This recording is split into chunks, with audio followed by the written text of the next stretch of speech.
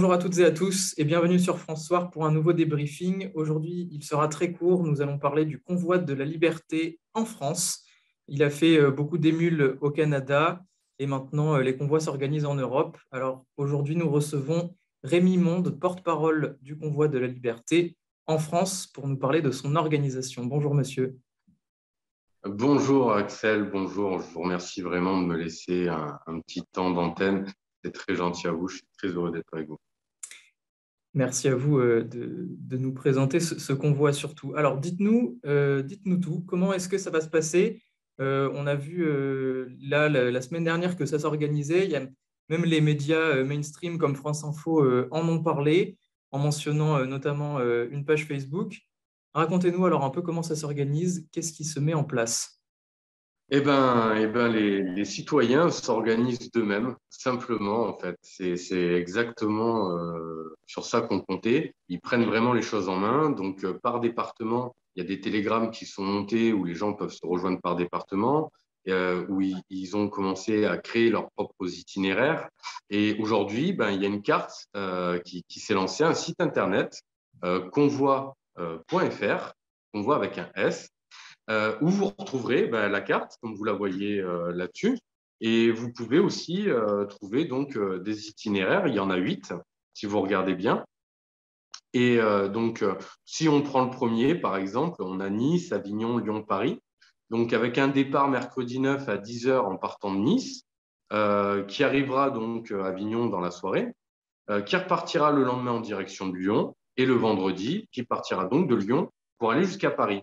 Donc sur la carte, vous trouverez donc les points d'hébergement, les points de ralliement pour monter, donc converger vers la capitale. Et c'est important de rappeler aussi que c'est un convoi qui se dit joyeux et pacifiste, puisque c'est le nombre qui fera la force.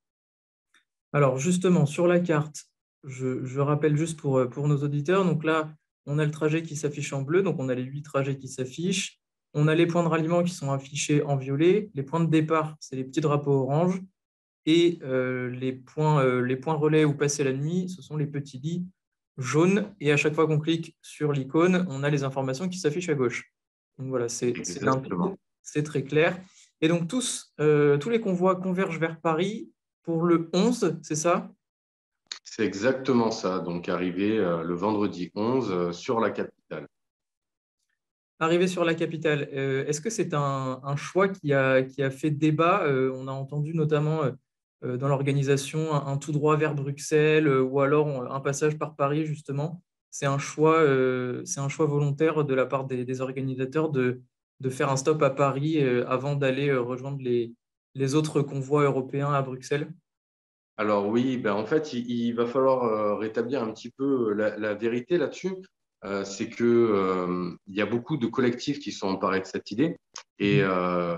donc moi, je suis porte-parole de Convoi de la Liberté, qui appelle pacifiquement à se rendre sur Paris.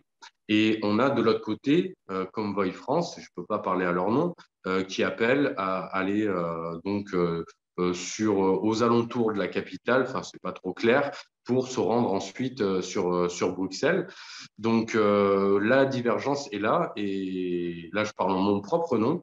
Je pense que les citoyens français feront leur propre choix, Mhm. à savoir, je les entraîne à se renseigner où se trouveront donc, où siégera les parlementaires européens le 14, parce que là par exemple, moi j'ai un document qui dit qu'ils siégeront par exemple à Strasbourg.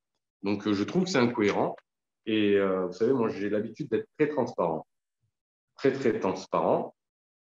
Donc, on peut voir clairement les informations utiles, on peut tous les retrouver. Donc, moi, je suis pour cette convergence européenne parce que c'est quelque chose de magnifique. Vraiment, il y a quelque chose qui se dessine qui est grand. Après, chez moi, une vérité est une vérité, qu'elle soit bonne ou pas. Il faut dire les choses comme elles sont.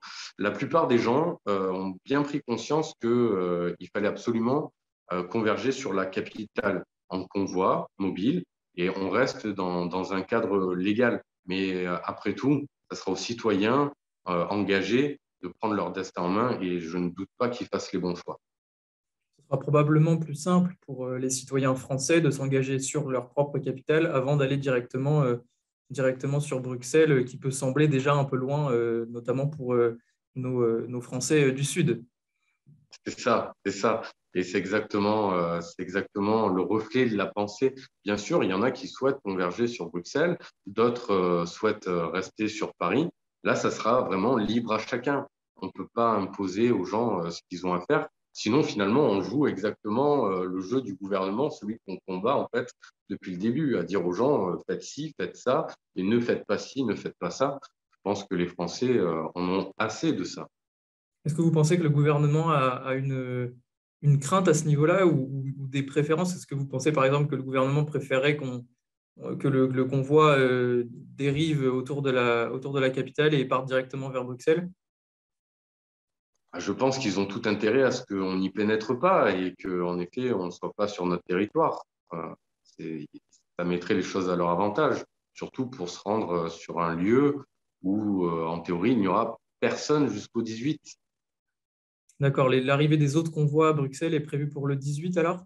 Non, non, non, non. Ce que je veux dire, c'est que sur le Parlement de Bruxelles, il n'y aura absolument personne puisqu'ils siégeront à Strasbourg D'accord. du 14 au 18. d'accord. OK. Quelles sont les revendications alors? Au Canada, on a vu que c'était globalement, enfin, c'est parti avec l'obligation vaccinale à la frontière.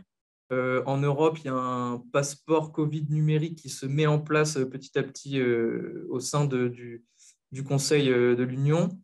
Et puis, ça a dérivé lentement vers l'ensemble des mesures sanitaires, un ras-le-bol un peu général. C'est la même chose ici en France. C'est un petit peu, il y a quelques petites variations parce qu'en France, on a quand même une histoire et ça fait 3 ans que les Français sont dans la rue. Donc forcément, on ne peut pas se permettre de les ignorer. Mhm. Bien sûr, il y a une notion première, c'est celle de la liberté pour tous. Le retrait pur et simple dans la loi du pass et de cette obligation déguisée, même pas voilée, puisqu'il l'avoue volontiers, et alors que c'est interdit hein, dans la loi et c'était stipulé au niveau européen, on ne doit pas subir de pression. Or, elles sont là. Donc, on souhaite un retrait pur et simple. Mais au-delà de ça, il y a des difficultés. Il y a des difficultés financières pour s'alimenter, pour aller au travail, parce que les prix des produits de première nécessité ont explosé à la suite de la hausse des prix de l'énergie. Donc là, les Français n'y arrivent plus. Ils n'y arrivent plus. On va vraiment au-devant de grands problèmes. Donc là, on a une solution qui est encore pacifique. C'est une alerte qui est sonnée. Attention, les Français commencent vraiment à ne plus y arriver. Entre les mesures sanitaires et cet autoritarisme sans nom, entre les augmentations autour d'eux, là, ils ont passé, je pense, un seuil d'acceptabilité qui même a été dépassé depuis un petit moment. Donc, ils ont été très gentils, pacifistes dans les manifestations depuis un petit moment. Là, aujourd'hui, les choses avancent dans un convoi, ces nouvelles formes de manifestation, et là, ils n'ont pas le choix, ils ne peuvent plus les ignorer.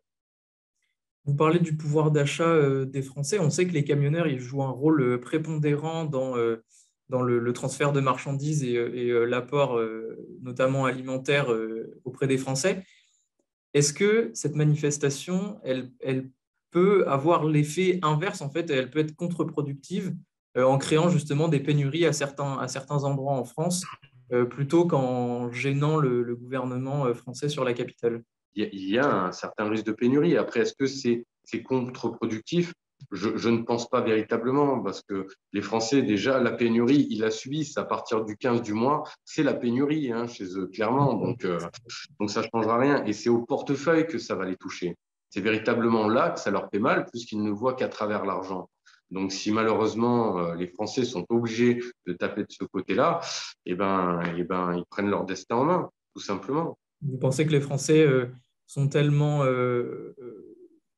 comment dire, en difficulté au niveau du pouvoir d'achat, ils sont prêts à faire encore plus de sacrifices pour dire stop clairement au gouvernement?